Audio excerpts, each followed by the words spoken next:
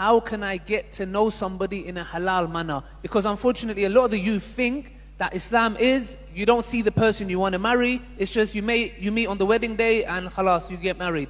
And obviously we know that's not the case. How could one go about getting to know the opposite gender in a halal manner? You know, before I answer that, let me quickly tell you that my brothers and sisters, I'm not encouraging you to just bypass your parents. Your parents are the most important figures in your homes, in your house. There is so much of rights they have. You must discuss these matters, have an open relationship with them. But what I am trying to do is those of us who do find ourselves in this type of position, predicament, I'm asking the parents to be more understanding and to let things happen. You know, I have children, I have ideals for them, but trust me, and I have proven myself.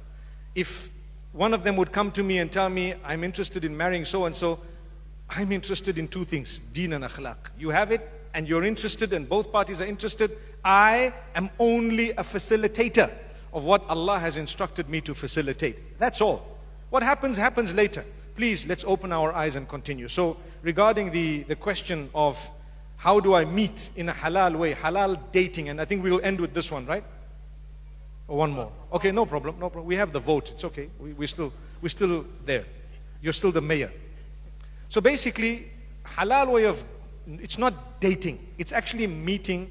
You see, in Islam, it's actually a sunnah to see your spouse. You know, you speak to the person, you meet them. But it must be under supervision so that you're not abused. I tell you. The main thing is the issue of a chaperone. So if you have a girl, for example, she's seen a brother, it can happen, and she's interested.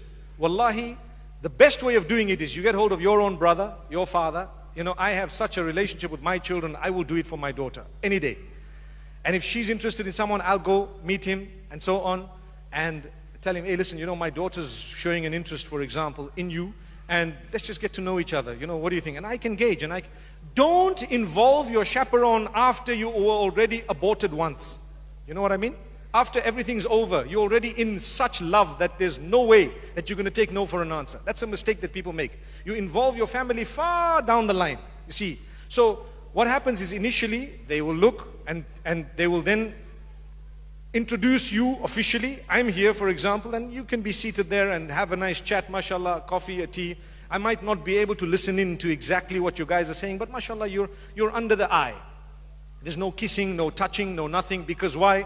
There can't be emotions at that stage. You're talking, you're discussing. What do you like, what do you not like? You see how the person speaks, how they look, they stand, how tall, short, all these things. It's permissible to look at these things, okay? So if you're satisfied, you can let your parents know. If both of you are satisfied and you're happy, alhamdulillah. If not, nowadays a lot of the people say, I need to meet you again. It's not enough. So you meet again, and you meet again, and you meet again. Every time, similar condition. There is no restriction as to the amount of meetings. Some people come to you and say, no, you must meet once and that's it. And you know what? You bring the tea in and you just say, Assalamu alaikum, and you walk out. And he's seen the tea. Subhanallah. A wise guy will say, hang on. You brought me milk tea, I don't want milk tea. I need another cup of tea. I need green tea. And then she speaks to you. And then, trust me, the tea business was belonging to the 1960s and 70s. Subhanallah. At the moment, it's cappuccino, guys. So, you need to know, you're allowed to meet, you're allowed to talk, you're allowed to have a coffee together, you're allowed to sit and chat. You must know, because the last thing you want is for your daughter to marry a guy who's only marrying your daughter because he wants to please his parents, but he's got something on the side. And your daughter is banished. Wallahi, it's happening. Every day it's happening. And they tell you 2 years later, I never wanted to marry you. I've already got my girlfriend. I've already got 3 children from her, and so on. And you're like, why didn't you tell me? Well, I did it for my parents. The punishment of those parents is severe. You destroyed the lives of people. So it's best to be honest, to say, listen, we're wasting time. I've already got someone. My parents are just being funny. Thank you so much. I respect you. I salute you. Shukran. I will say no for you. Thank you. So the person will go back and say, listen, no. It shouldn't even get to that. You should have an open relationship.